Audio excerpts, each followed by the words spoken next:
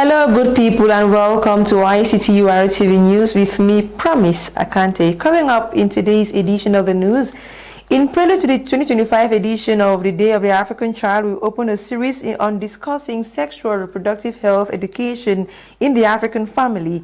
Zoom today on how African children feel having such conversations with their parents.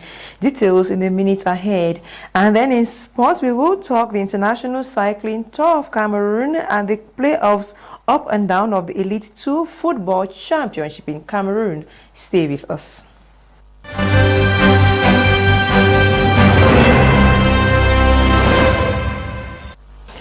Yeah, welcome back. As you heard in one of our top stories, the 2025 edition of the Day of the African Child comes up this June 16 with focus on planning and budgeting for children's rights, evaluating progress made since 2010 as member states reflect on how far they have come in placing children at the heart of national plans and budgets. In prelude to this day, the ICTU-RTV, in collaboration with the Society of Gynecologists and Obstetricians of Cameroon, SOGOC, is running a series on discussing sexual reproductive health education with children in African homes. The topic has not been an easy one for a majority of young people, as we gather in the following report. It is considered a taboo. It is a very difficult topic to discuss. I feel uncomfortable having such a discussion. These are some of the answers we get as we try to find out from young people how easily they discuss sexual reproductive health with their parents. Tanka Michelle, for example, had never had such a conversation at home, but could turn to teachers who were open. Discussing sex with parents is not easy in Africa in particular because it's considered a taboo. Discussing sex with my parents has never been done. Study in school, doing classes by teachers were like open to us, like to be discussing about sex. The scenario is the same for a majority of African and Cameroonian children we came across, with Tiago Momo describing it as awkward and uncomfortable. However, he is no longer scared since he feels more mature and can have such a conversation. It looked like a very awkward discussion to have with them, and I felt very uncomfortable because neither me nor my elder brothers ever came up with such a topic at home. So I naturally felt a sort of discomfort discussing such matter with my parents. Right now, I'm a little more mature and I'm almost scared. Nevertheless, the situation is different with Haniel Mbek, who is comfortable discussing sexual reproductive health with her mother. I find it quite easy to discuss such topics with my parents, especially my mother, because she understands better about these kind of things. The Society of Gynecologists and Obstetricians of Cameroon, SOGOC, in collaboration with partner media organs, is breaking the barriers, bringing sexual reproductive health rights to the public, and availing specialists to demystify the erstwhile taboo topics like safe abortion and contraceptives. We stay in the context of children to talk about this press release from the Minister of Women's Empowerment and the Family that is calling on the attention of the general public of the existence of a pornographic and sex traffic website named Jedolo, through which young girls barely at puberty are being recruited and sexually exploited by adults. While frowning seriously at this unacceptable criminal practice, which violates the rights of the child in general and that of the girl child in particular, Minister Marie-Theresa Benandua reminds perpetrators that Cameroon is a signatory to international protocols relative to the rights of children concerning the sales of children, child prostitution and pornography featuring children. The competent authorities have been informed for onward action to be taken to bring the culprits to book. The Minister of Women's Empowerment and the Family calls on parents to be more vigilant, maximize proximity communication with their children, and to be more present in their lives. On to something else now. We come back to some echoes of the May 20 celebrations. This time around, we take you out of Cameroon. The vibrant Cameroonian community in Israel recently came together to celebrate the 53rd National Day, injecting a boost of energy and patriotism into the celebration. Jeremy Romy with details of that celebration in this report.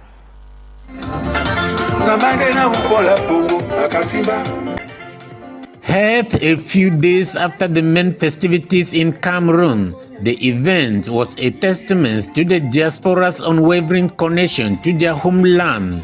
The ceremony was graced by the presence of Cameroon's ambassador to Israel, Jean-Pierre Biti-Bissam, who beamed with pride as he celebrated alongside his fellow Cameroonians.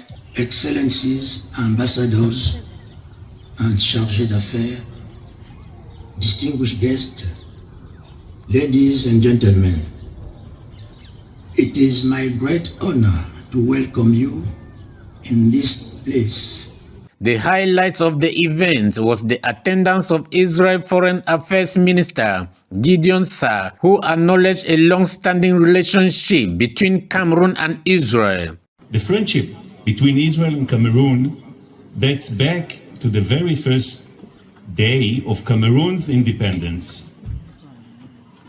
Israel recognized Cameroon's independence on January 1st, 1960, and the day before, Foreign Minister Golda Meir traveled to Cameroon to participate in the celebrations of the country's first Independence Day. The festivities featured captivating performances by various groups showcasing rich cultural heritage of Cameroon.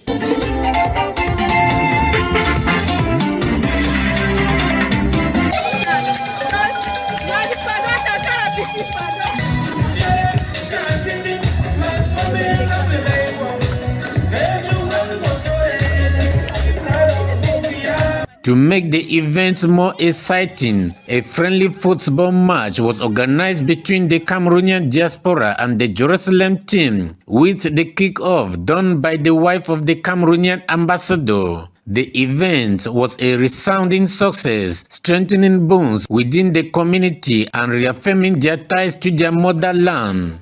The celebration was a vibrant reflection of the Cameroonian spirit, characterized by warmth, hospitality, and a deep sense of national pride. As the diaspora community continues to thrive in Israel, events like this serve as a powerful reminder of their roots and their commitment to their homeland.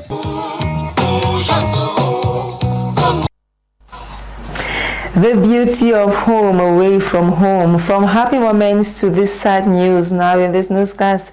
The Cameroon entertainment industry is in grief following the untimely exit of Mola Palma Ngale.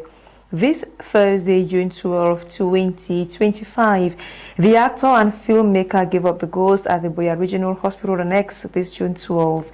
He was a renowned actor who has featured in many Cameroonian movies.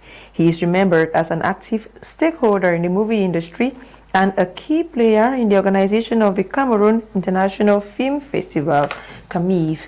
May his soul rest in perfect peace.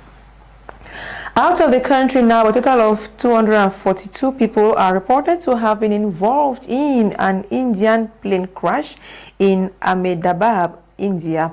According to reports, the aircraft, a Boeing 787/8 Dreamliner, lost contact with the port some few minutes after takeoff. As of press hour, 204 bodies have been found and the search is still ongoing. Details with Louisa Kinyoy. An Air India flight AI/171 bound for London tragically crashed today near Begani shortly after its departure from Ahmedabad, a city in India. The aircraft, a Boeing 787/8 Dreamliner piloted by Captain Sumed Sabharwal, lost contact moments after takeoff. On board were 242 individuals, notably 230 passengers, 2 pilots and 10 crew members. The Director General of Civil Aviation has initiated a full investigation into the cause of the disaster, which remains undetermined at press time. Emergency teams are actively engaged in search and rescue operations at the crash site, as well as witnesses rushing towards a massive plume of black smoke outside the airport. The local police chief in Ahmedabad has confirmed the recovery of 204 bodies as of now. Initial reports from the airline indicate that the passengers were some 169 Indian nationals, 53 British nationals, 1 Canadian, and 7 Portuguese citizens. Tragically, it appears there are no survivors from the flight. This incident marks the first major accident involving a Boeing 787-8 Dreamliner, a model that has generally maintained a strong safety record. Boeing has issued a statement expressing its readiness to support Air India in the ongoing investigations. While Air India has experienced a few high-profile crashes historically, prompting improvement in safety and infrastructure, this latest tragedy highlights the persistent challenges within the aviation sector. Let's now talk sports in this newscast. In cycling, some cyclists have taken part in the 8th lap of the Cameroon International Cycling Tour taking place in the country. This after the cancellation of the 7th lap. The playoffs up and down of the MTN Elite 2 Championship in football began this day in Yaoundé and in Douala, with over 6 teams taking part at the opening matches. These stories and more in the fully report done for us by Louisa Kinyoy. Cyclists taking part in the Cameroon International Cycling Tour have taken on the 8th lap from Douala to Kribi, covering a distance of 163.1 kilometers this Thursday, June 12, 2025. This 8th lap follows the cancellation of the 7th lap yesterday, June 11, 2025. Winners of the 6th lap received symbolic prizes in Douala after an exhibition cycling tour in the city. The bearer of the yellow jersey, Tento Boris Michel, was cheered up in this occasion by his family at the Douala ceremonial ground. The playoffs up and down of the 2025 MTN Elite 2 have kicked off in Douala and Yaoundé this June 12, 2025.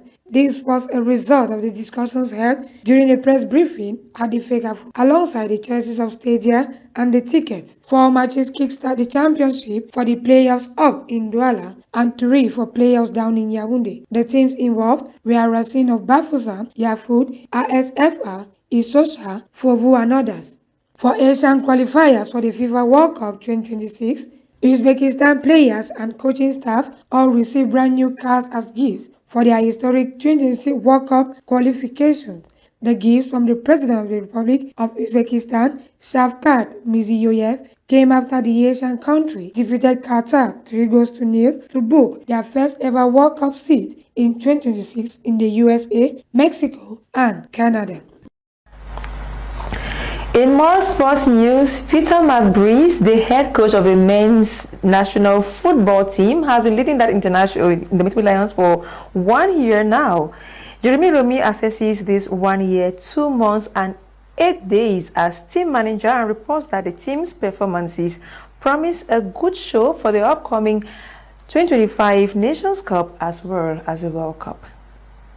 Your colleagues on the field and your coach who start chatting. Born on May 10, 1962 in Antwerp, a town in Belgium, Mark Peter Breeze began his coaching journey in the late 1990s with Londesir. On April 2, 2024, the Belgian national was appointed as the new head coach of the Indomitable Lions by the Minister of Sports and Physical Education, Professor Narcisse Moelle Kombi, after Rigobert Song's 2-year contract with the Lions ended. His appointment was initially met with controversy due to dispute between the Sports Ministry and FECAFOOT, led by Samuel Eto'o. Despite this, he has made a positive impact on the national team. Under Breeze's guidance, the Indomitable Lions have been unbeaten in 12 matches, winning 7 and drawing 5. His impressive stats include a 4-1 win over Cape Verde in a World Cup qualifier and a hard-fought 1-1 draw against Equatorial Guinea, giving him a win percentage of 57.14. Breeze's tactical discipline and team spirit revitalization have been key factors in the team's success.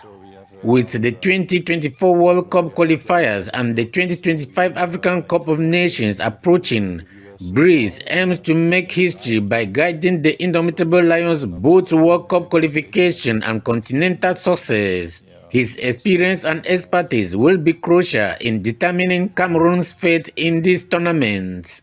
Overall, Mark Breeze's tenure with the Indomitable Lions has been marked by significant achievements, and he is poised to make a lasting impact on Cameroonian football.